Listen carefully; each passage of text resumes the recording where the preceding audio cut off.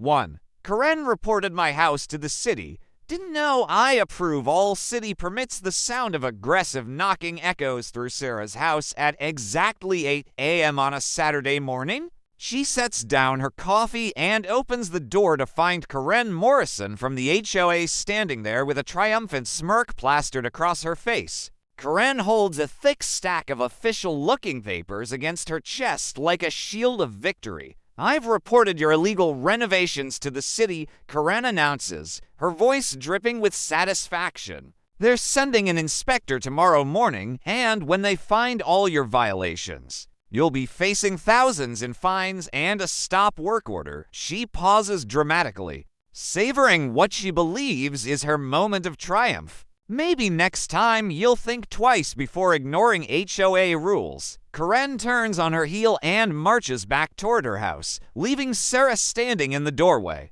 But what Karen doesn't know, what she couldn't possibly imagine in her wildest dreams, is about to turn her perfect little world completely upside down. Sarah Shan never imagined she'd be living her dream at 34 years old, but here she was, keys in hand to a beautiful 1920 Victorian home in Maplewood Heights. After spending 8 years cramped in tiny city apartments, sharing walls with noisy neighbors, and having no space for her hobbies, this house felt like winning the lottery. The 3-bedroom Victorian had everything she'd dreamed of during those long apartment years. High ceilings with original crown molding, hardwood floors that creaked with character, and most importantly, a basement perfect for converting into a woodworking workshop.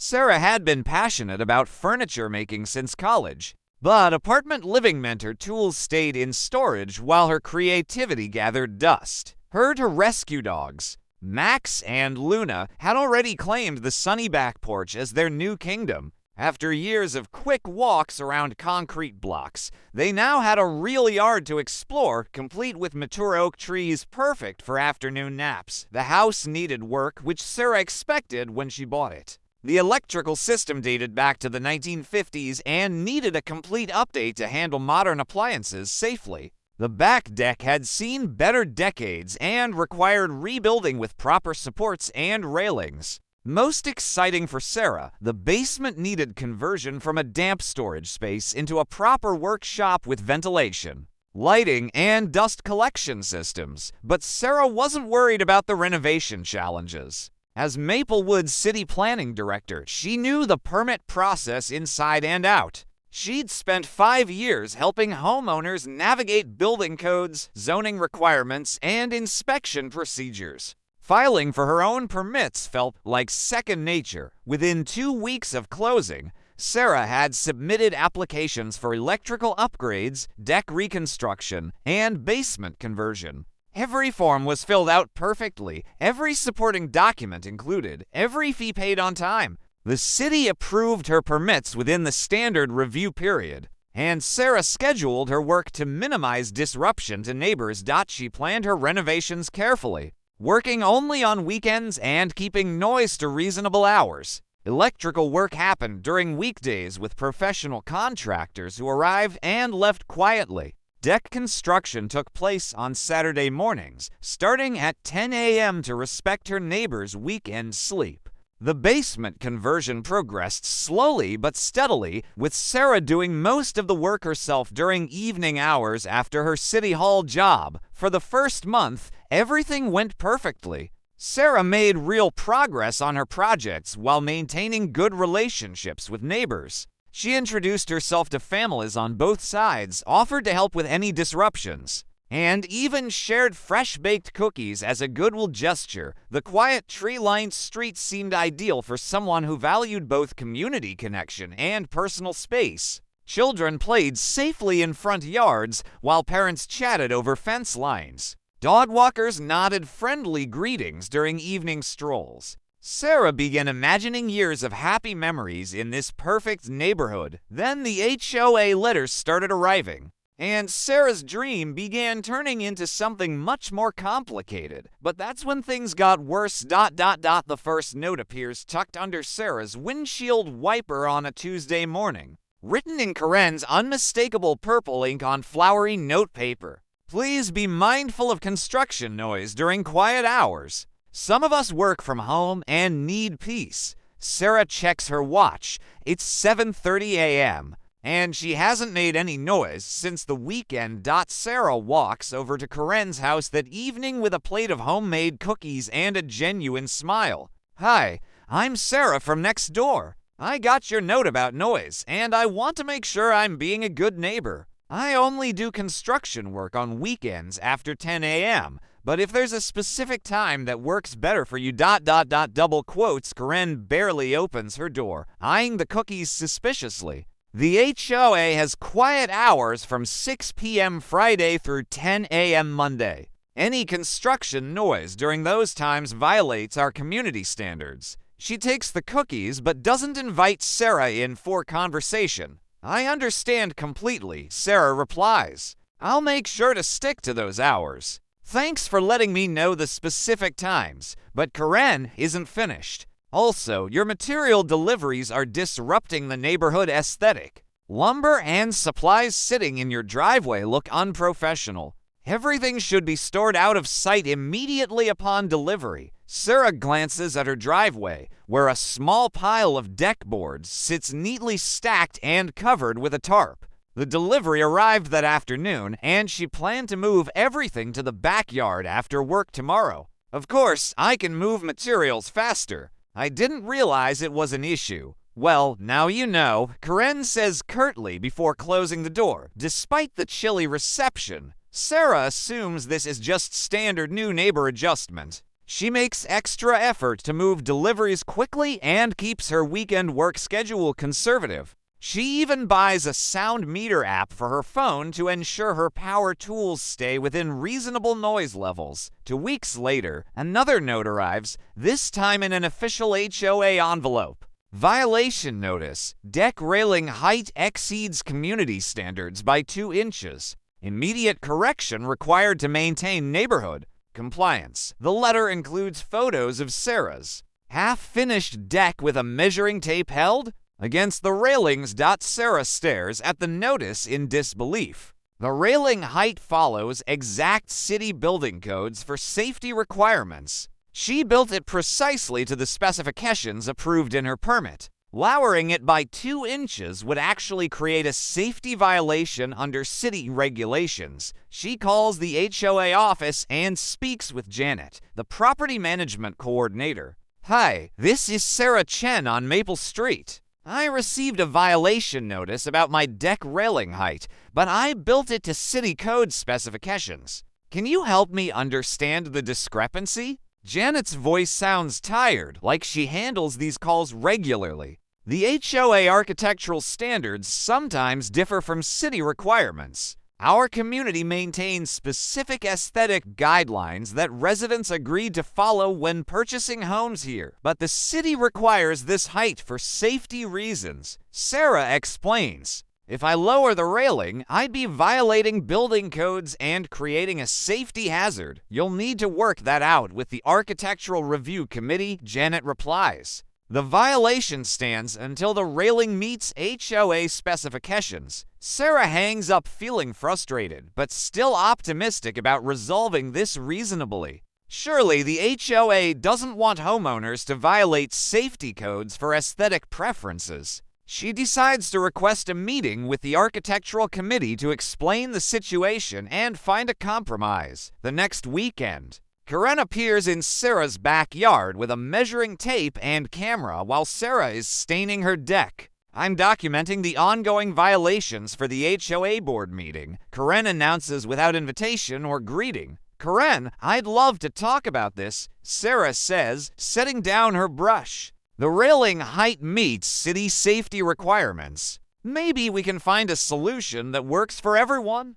Karen snaps photos from multiple angles, paying special attention to the railing measurements. City requirements don't supersede HOA covenants. Every homeowner signed agreements to follow our architectural standards when they bought their property. "I understand that," Sarah replies patiently, "but surely safety comes first. What if we painted the railings a different color or added decorative elements to make them more aesthetically pleasing while keeping the safe height?" The height is the problem, Karen states flatly.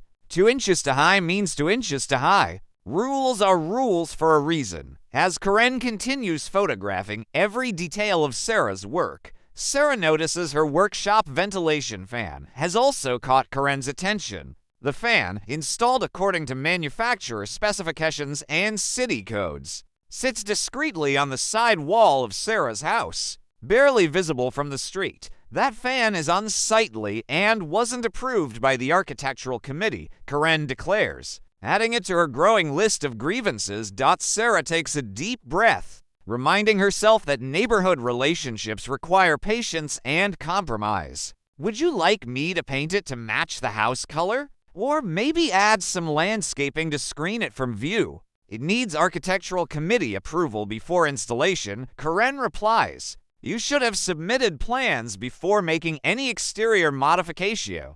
The original house, built in 1978, was a modest 3-bedroom ranch with 1,200 square feet and a single-car garage. But the current structure is significantly larger, with additions that don't appear anywhere in the permit records. Sarah opens the aerial photography database and compares historical satellite images. In 2008, Karen's house showed the original footprint. By 2012, a large sunroom had been added to the back of the house. No permits filed. By 2015, the garage had been extended and converted into what appears to be a workshop or studio space. Again, no permits. Most interesting of all, the property's drainage system had been modified to accommodate a decorative pond and water feature in the backyard. The modifications redirected natural water flow in ways that technically violate current storm water management codes,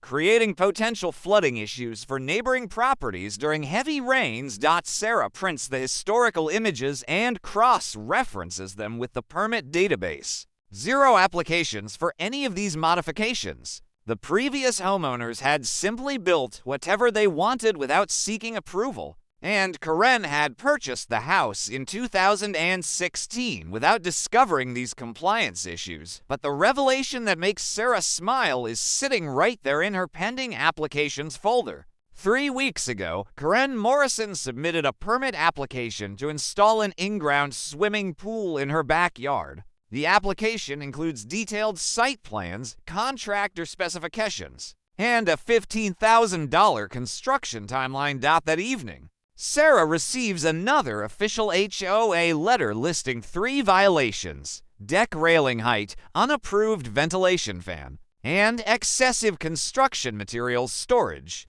affecting neighborhood aesthetics, referring to a small stack of wood scraps in her garage, with the door partially open. Each violation comes with a $50 fine and demands immediate correction. The letter warns that continued non-compliance will result in escalating penalties and potential legal action against Sarah's property. Sarah stares at the letter, realizing that Karen isn't interested in reasonable compromise or community harmony. This is about power and control, and Karen has decided to make Sarah's renovation project her personal crusade. What they didn't know was that their crusade was about to backfire in ways they never imagined.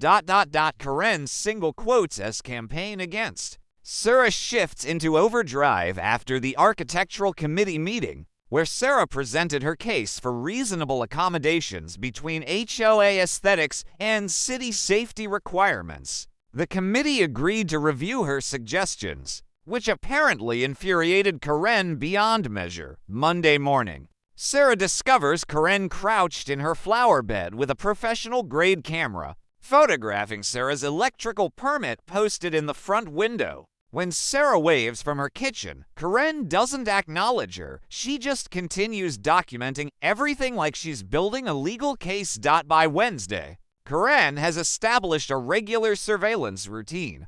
Every morning at 7:15, she emerges from her house with a notebook and camera to document any signs of Sarah's renovation work. She photographs delivery trucks, measures distances from property lines, and even takes pictures of Sarah's work boots when they're left on the front porch to dry. The HOA letters arrive with increasing frequency, each one more aggressive than the last. Sarah opens her mailbox to find complaints about her garbage can placement, 2 feet beyond acceptable, positioning guidelines, and her lawn care schedule. Grass height exceeds community standards by 1/2 inch during peak growing season. Karen's complaints become increasingly creative and petty. She reports Sarah for having construction dust on her car windows, claiming it diminishes neighborhood property values. She files a violation for Sarah's workshop lights being visible through basement windows after dark,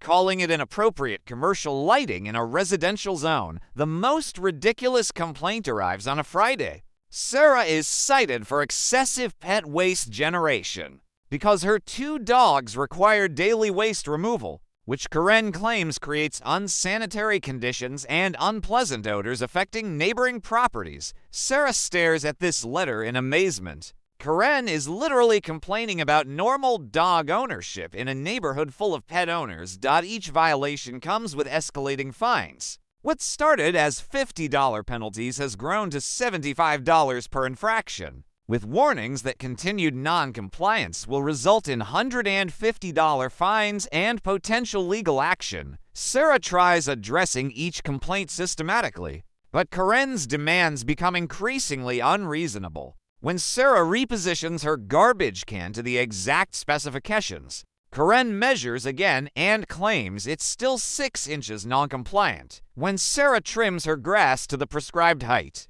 Karen reports that the clippings in her mower bag constitute unsightly yard waste storage. The breaking point comes during a Saturday afternoon in October. Sarah is enjoying a peaceful moment on her new deck, reading a book while her dogs nap in the sunshine, when Karen marches into her backyard uninvited with a clipboard and measuring tape. "I'm conducting an official HOA compliance inspection," Karen announces. "Multiple violations have been reported, and I need to document current conditions for the board review." Sarah closes her book and stands up slowly. "Karen, you're on my private property without permission.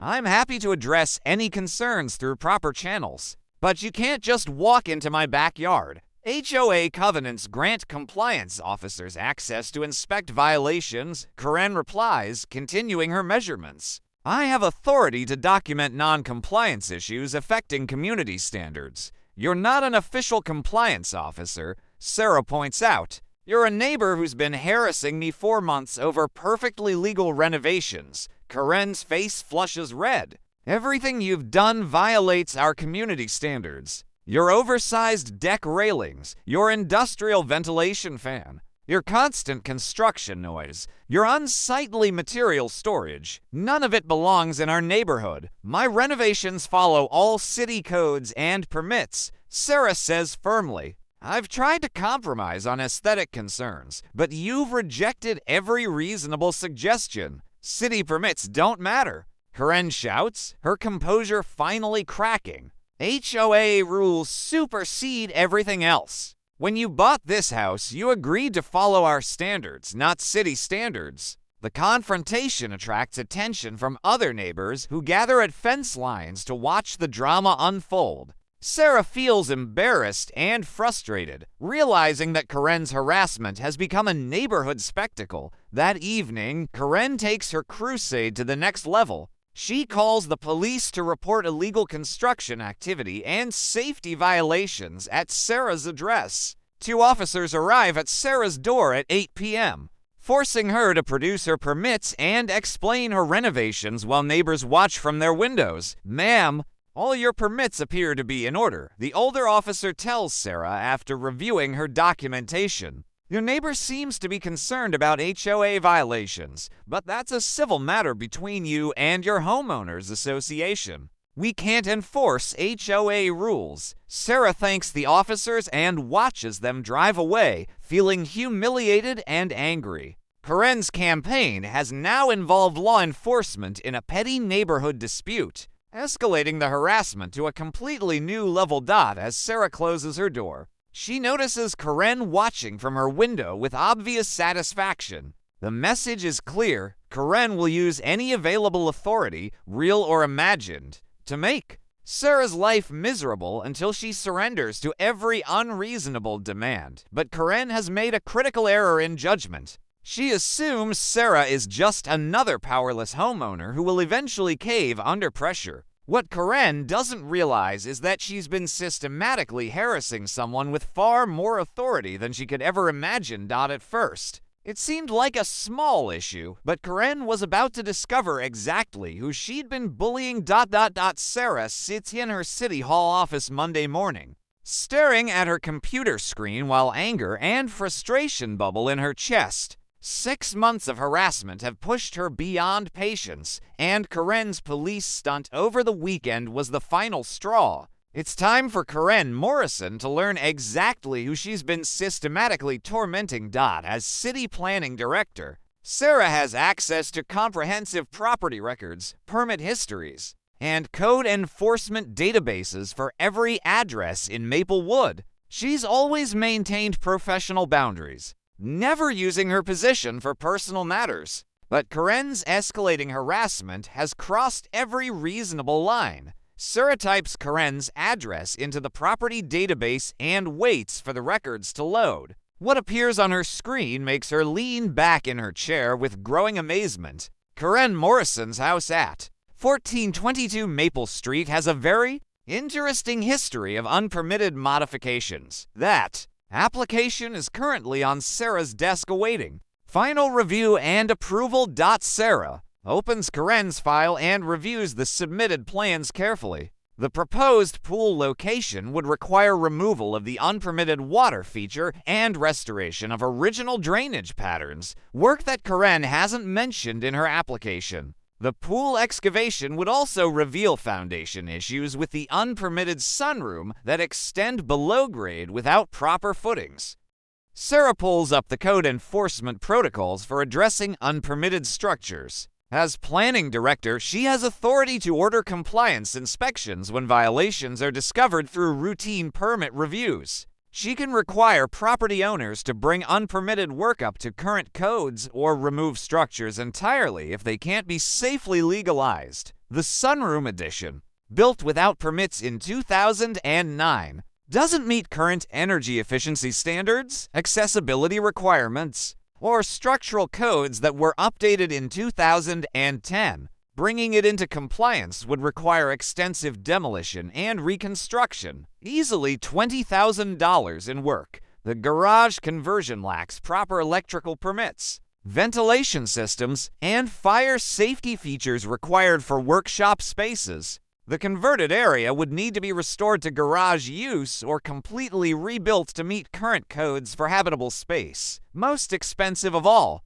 the drainage modifications would need complete restoration to meet updated storm water management requirements. The decorative pond and water features would have to be removed, and the entire backyard would need regrading to restore natural water flow patterns. Sarah calculates the potential costs Karen would face: sunroom compliance or removal, garage restoration, drainage system restoration, plus fees and penalties for years of unpermitted use. The total easily exceeds $50,000, money that Karen would need to spend before her pool permit could be approved. The irony is absolutely perfect. Karen has spent months harassing Sarah about minor aesthetic complaints while living in a house full of serious code violations. The woman who insisted rules are rules has been flagrantly ignoring actual rules for years while demanding that Sarah follow petty HOA guidelines. But Sarah's revenge plan goes beyond just discovering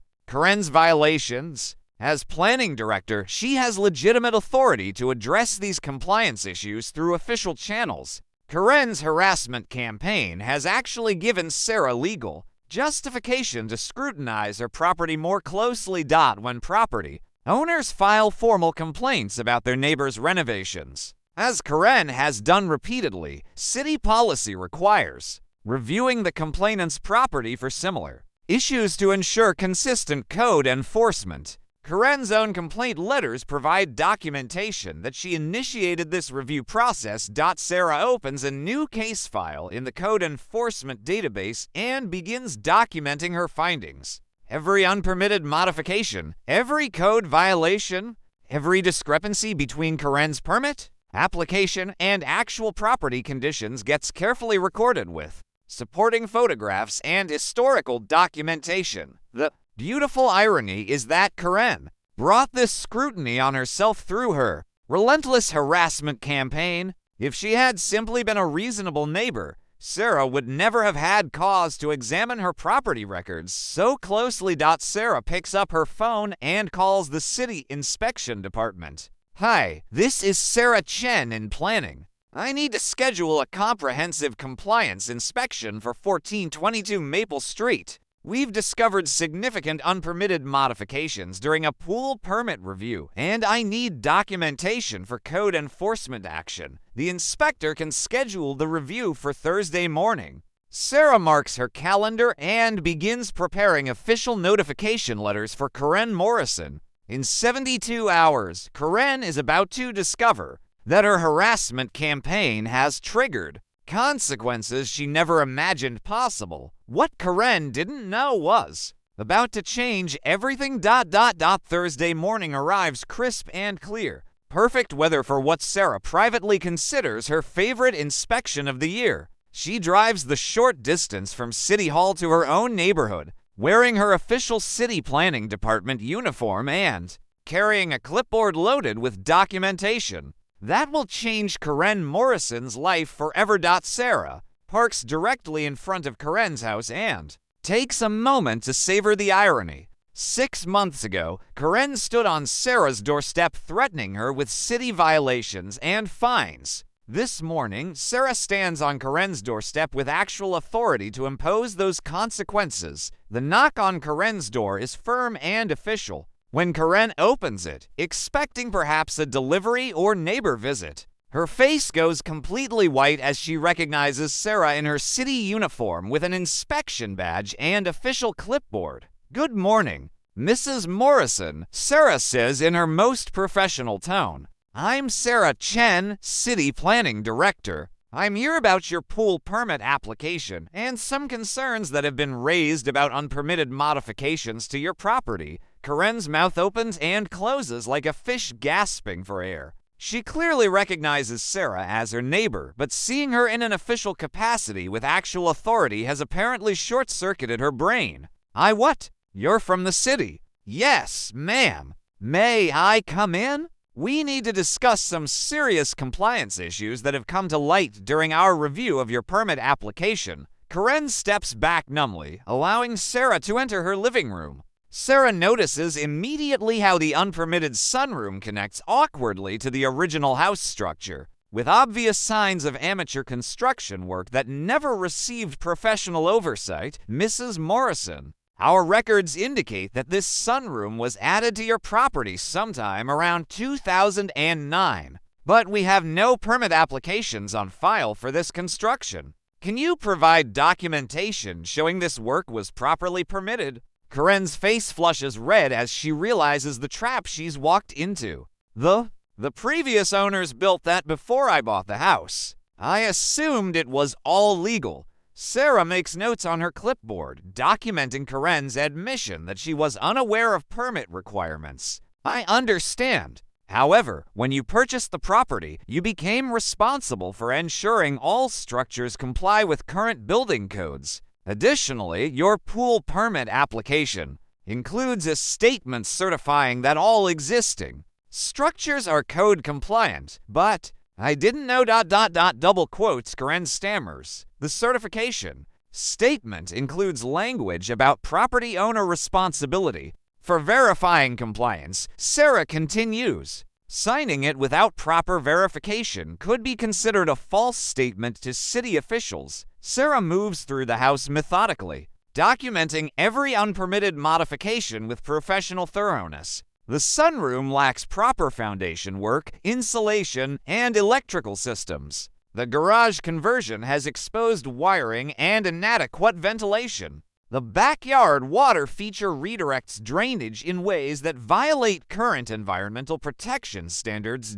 Karen follows behind like a lost puppy, watching her dream pool permit evaporate with each violation. Sarah documents Can't we just fix these things? I mean, if I hire contractors to bring everything up to code. Sarah pauses her documentation and looks at Karen with mock concern. Certainly, that's always an option. Let me walk you through what compliance would require. Sarah explains each violation in detail, estimating costs and timelines with professional precision. The sunroom would need complete reconstruction to meet current energy efficiency and structural standards, $18,000 to $25,000. The garage conversion would require electrical system replacement, ventilation upgrades, and fire safety modifications, $8,000 to $12,000. The drainage system would need complete restoration, including pond removal and backyard regrading, $15,000 to $20,000. That's over $50,000, Karen whispers, sinking into her living room chair. Those are estimated ranges, Sarah replies professionally. Actual costs depend on contractor bids and inspection findings. Of course, there are also penalty fees for years of unpermitted use, plus administrative costs for code enforcement proceedings. Karen stares at her hands, clearly calculating whether she can afford such massive expenses. What if I can't afford all that work? Unpermitted structures that can't be brought into compliance must be removed, Sarah explains matter-of-factly. The city can order demolition of non-compliant additions and restoration of original property conditions. The full weight of consequences is finally hitting Karen. She could lose her sunroom entirely, lose her garage workshop, and spend tens of thousands of dollars restoring her backyard, all before even considering her pool project and my pool permit. Karen asks weakly. Sarah flips through her clipboard papers. Pool permits require certification that all existing structures comply with current codes. Until these violations are resolved, we cannot approve new construction permits for this property. Karen's dream of a backyard swimming pool, the project she's been planning and saving for over 2 years, has just been indefinitely postponed by problems she didn't even know existed. Mrs. Morrison, I need to ask about the complaint letters you filed regarding your neighbor at 1418 Maple Street. Sarah continues. Our records show you've raised concerns about unpermitted construction at that address. Karen nods miserably, probably wishing she'd never heard of permit compliance. I've reviewed those permits thoroughly, Sarah says. All construction at 1418 Maple Street is properly permitted and meets current building codes. In fact, the homeowner is a model example of how renovation projects should be handled through proper city channels. The irony hangs in the air like a thick fog. Asterisk. Karen has been harassing the one person in the neighborhood who actually followed all the rules while living in a house that violates multiple codes. Herself. I'll be issuing official violation notices for each unpermitted structure, Sarah continues. You'll have 30 days to submit compliance plans or demolition proposals. Failure to respond within the required time frame will result in additional penalties and potential legal action. Sarah hands Karen a thick envelope containing preliminary violation notices, compliance requirements, and contact information for the Code Enforcement Office. Do you have any questions about the process moving forward? Karen shakes her head weakly, clutching the envelope like it contains a terminal diagnosis. I'll be scheduling follow-up inspections to monitor progress on these violations, Sarah adds. We take unpermitted construction very seriously in Maplewood, especially when it affects neighborhood drainage and safety systems. As Sarah walks back to her car, she notices curtains twitching in windows throughout the neighborhood. Word of Karen's official city inspection will spread quickly through the community gossip network, and everyone will soon know that the self-appointed HOA enforcer has been living in violation of actual city codes for years. Sarah drives back to City Hall with deep satisfaction, knowing that justice has finally been served. Karen's harassment campaign has backfired spectacularly, and the consequences will provide entertainment for months to come. That's when the real trouble began for Karen. The neighborhood grapevine works faster than social media when it comes to juicy drama. And by Friday afternoon, everyone on Maple Street knows about Karen's inspection disaster. Sarah watches from her kitchen window as neighbors gather in small groups, whispering and pointing toward Karen's house like it's suddenly become a toxic waste site. The first official consequence arrives Monday morning in the form of a certified letter from the City Code Enforcement Office. Karen's pool permit application has been officially denied pending resolution of existing violations. The letter explains that new construction permits cannot be issued for properties with outstanding code compliance issues, and Karen's violations are classified as serious due to their impact on neighborhood drainage systems. Tuesday brings another certified letter containing detailed violation notices for each unpermitted structure, complete with photographs, code citations, and compliance deadlines. Karen has 30 days to submit professional engineering plans showing how each violation will be corrected, or alternative plans for removing non-compliant structures entirely. Wednesday's mail includes estimates from 3 different contractors who specialize in code compliance work. Karen apparently called every licensed contractor in the county seeking bids for her required repairs. The lowest estimate comes in at $47,000 for bringing all structures into compliance. The highest estimate reaches $62,000, noting that some structural issues might require complete reconstruction rather than modification. By Thursday, Karen's house has a different contractor visiting every few hours, each one shaking their head after examining the unpermitted sunroom foundation. Word spreads that the amateur construction work is worse than it appeared from initial inspection. The sunroom addition was built without proper footings and has been slowly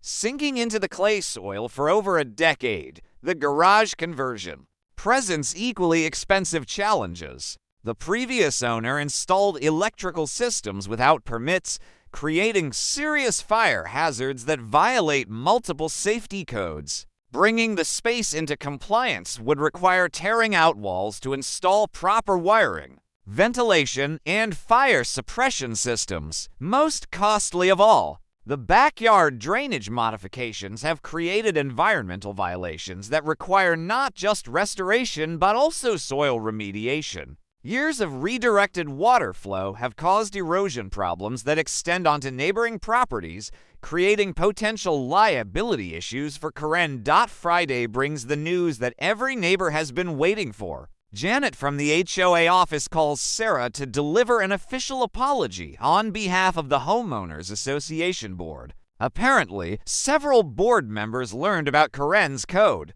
violations and realized that her harassment campaign could expose the HOA to legal liability if Sarah decided to pursue civil action. We want to formally apologize for the inappropriate enforcement actions directed toward your property, Janet explains over the phone. The board has voted to remove Mrs. Morrison from her unofficial enforcement role and to rescind all violation notices issued regarding your renovations. Sarah graciously accepts the apology while privately enjoying the irony. I appreciate the board's professionalism in handling this situation. We've also voted to adopt new policies requiring architectural committee members to verify their own compliance before investigating neighbor complaints. Janet continues, we realize this situation could have been avoided with better oversight. The HOA's policy change means that future busybody neighbors will face scrutiny of their own properties before being allowed to harass others about minor aesthetic complaints. Karen's legacy will be making the HOA enforcement process more fair and reasonable for everyone. Over the weekend, Sarah notices increased activity at Karen's house as she apparently attempts to get quotes for demolition services. Several trucks arrive carrying workers who spend hours examining the unpermitted structures and discussing removal logistics with Karen in her driveway. The most entertaining development comes Sunday Afternoon when Sarah overhears Karen on her phone in the backyard, apparently arguing with her insurance company. Insurance policies typically exclude coverage for unpermitted structures, meaning Karen will pay for demolition and restoration entirely out of pocket, but I didn't know they were unpermitted. Karen's voice carries clearly across the fence line. I bought the house assuming everything was legal. Sarah continues reading her book on the deck, occasionally glancing over as Karen's conversation becomes increasingly desperate. Apparently, Karen's homeowner's insurance not only excludes coverage for the unpermitted work but is also threatening to cancel her policy, entirely due to the fire hazards created by amateur electrical work in the garage. Monday morning brings the ultimate irony when Sarah spots a for sale sign being installed in Karen's front yard. Apparently, the cost of code compliance has exceeded Karen's financial ability, and she's decided to sell the house rather than face tens of thousands in required repairs. The real estate agent explains the situation to potential buyers with painful honesty. The property has some code compliance issues that need to be resolved by the new owners. The sunroom addition requires foundation work, the garage needs electrical upgrades, and the backyard drainage system needs restoration. We're pricing the property accordingly. Pricing accordingly turns out to mean listing the house for $30,000 below comparable neighborhood properties, exactly the amount needed to cover code compliance costs. Karen will essentially receive nothing from her home equity after paying for problems she created through years of ignoring proper procedures. The for sale sign becomes a neighborhood landmark, a daily reminder that harassment campaigns can backfire spectacularly when you target the wrong person. Children walking to school point at the sign and ask their parents why Karen's house is the cheap one with problems. Sarah continues enjoying her perfectly legal renovations while watching Karen's house -1 on the market week after week. Buyers are scared away by the extensive repair requirements, and those willing to consider the property demand even deeper price reductions to compensate for the hassle. 2 months later, Karen finally accepts an offer from an investor who specializes in problem properties. The sale price is $45,000 below market value, wiping out years of Karen's investment in her home. The investor's plans include demolishing all unpermitted structures and starting fresh with properly permitted construction. Karen's moving day provides the perfect ending to her harassment campaign. Sarah watches from her window as Karen loads boxes into a rental truck, looking defeated and exhausted. Their eyes meet briefly across the yard, but Karen quickly looks away without acknowledgement. The new owners introduce themselves to Sarah a week later, a young couple excited about renovating the property properly with all required permits and inspections. They've already hired architects to design compliant additions and contractors who specialize in bringing older homes up to current codes. We heard from neighbors that the previous owner had some issues with permits, the husband mentions. We want to make sure we do everything right from the beginning. Sarah offers to help them navigate the permit process and provides contact information for reliable contractors who understand city requirements. It's exactly the kind of neighborly cooperation that Karen could have experienced if she'd chosen kindness instead of harassment. Unlike the peaceful neighbors, Sarah's approach to community building creates positive relationships rather than toxic conflicts. 3 months after Karen's moving truck disappeared around the corner, Sarah sits on her beautiful, perfectly code-compliant deck, watching her new neighbors plant flowers in their front yard. The young couple has approached their renovation project with exactly the professionalism and courtesy that Karen never bothered to learn. Filing proper permits and maintaining respectful communication with everyone on the street, the transformation of Karen's former house has become a neighborhood success story. The new owners demolished the unpermitted sunroom and garage conversion, restored proper drainage patterns, and submitted professional architectural plans for compliant additions. Their contractor works reasonable hours, cleans up daily, and even brings fresh donuts for neighbors on Friday mornings. Most importantly, they treat Sarah like the resource she actually is rather than an enemy to be defeated. When they had questions about setback requirements, they knocked on Sarah's door and asked for guidance. When they needed recommendations for reliable contractors, Sarah provided names of professionals she'd worked with. Through her city planning role, it's amazing how much easier this process becomes when you work with the system instead of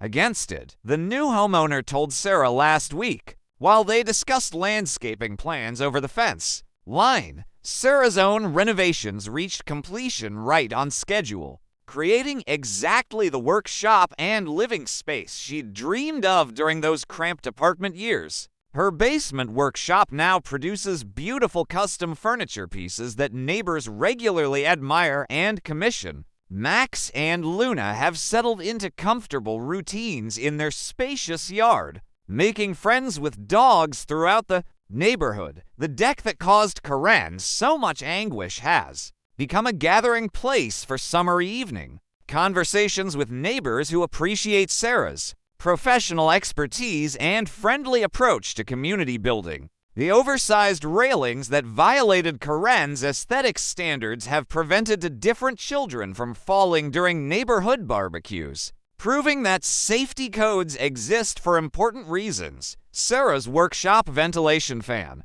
once declared unsightly by Karen, operates so quietly that most neighbors forget it exists. The careful planning and professional installation that Karen criticized actually created better air quality and safer working conditions than amateur installations would have provided. Most satisfying of all, the HOA has evolved into a more reasonable organization under new leadership.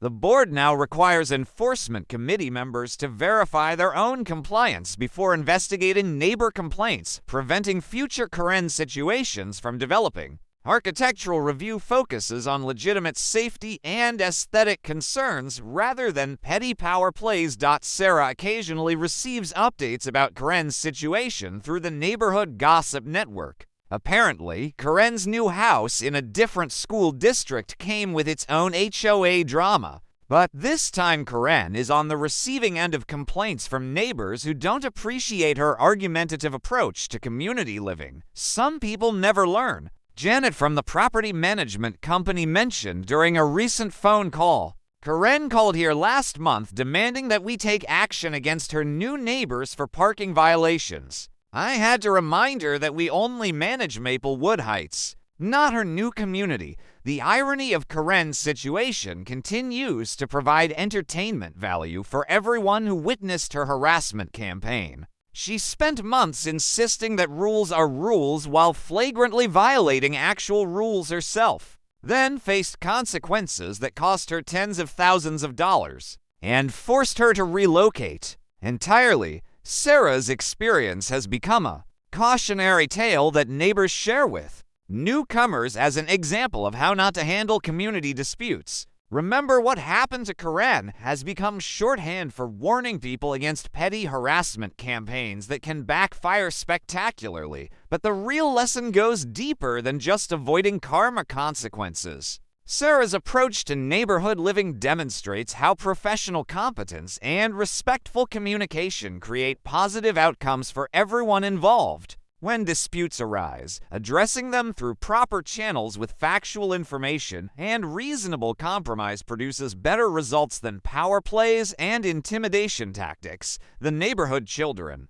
too young to understand the adult drama that unfolded, have learned valuable lessons about fairness and consequences by watching the situation develop. They've seen that bullying behavior eventually faces accountability, while kindness and professionalism build lasting relationships. Sarah's workshop has become an informal community center where neighbors gather to share projects, borrow tools, and collaborate on neighborhood improvement initiatives. The space that Karen once declared inappropriate for residential areas now hosts everything from scout meetings to holiday craft sessions that bring families together. Sometimes the universe has a perfect sense of humor about matching consequences to actions. Karen's harassment campaign was designed to make Sarah's life miserable through petty rule enforcement and constant complaints. Instead, it triggered scrutiny that revealed Karen's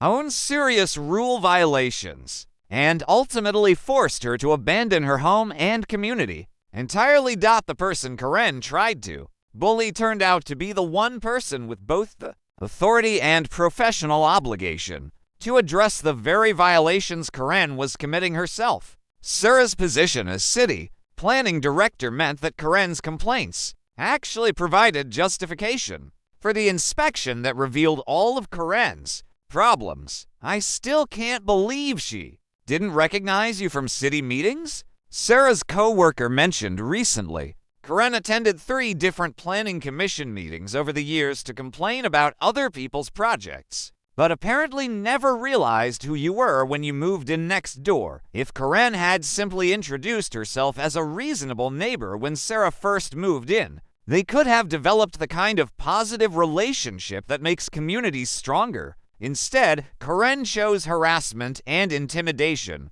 creating conflict where none needed to exist. The neighborhood is quieter now, but it's the peaceful quiet of a community where people respect each other rather than the tense quiet of suppressed conflicts. Children play freely in front yards without worrying about violating arbitrary rules, and homeowners pursue reasonable improvements without fear of harassment from power-hungry neighbors. Sarah's house has become exactly what she dreamed it would be. A comfortable home where she can pursue her hobbies, enjoy time with her dogs, and build positive relationships with neighbors who share common interests in maintaining a pleasant community. Have you ever dealt with an HOA bully who didn't realize they were messing with exactly the wrong person? Share your story in the comments below. Karma has an amazing way of finding people who abuse whatever tiny bit of power they think they possess. Sometimes the person you're harassing might just turn out to be the one person with real authority to make your life very complicated in return. Next week, we'll explore what happens when an HOA president tries to foreclose on a house for unpaid fees, not knowing that the homeowner is a bankruptcy attorney who specializes in fighting exactly those kinds of aggressive collection actions. Subscribe and hit the bell icon to make sure you don't miss that story, because some people never learn that picking fights with random neighbors is a dangerous game when you don't know who you're really dealing with.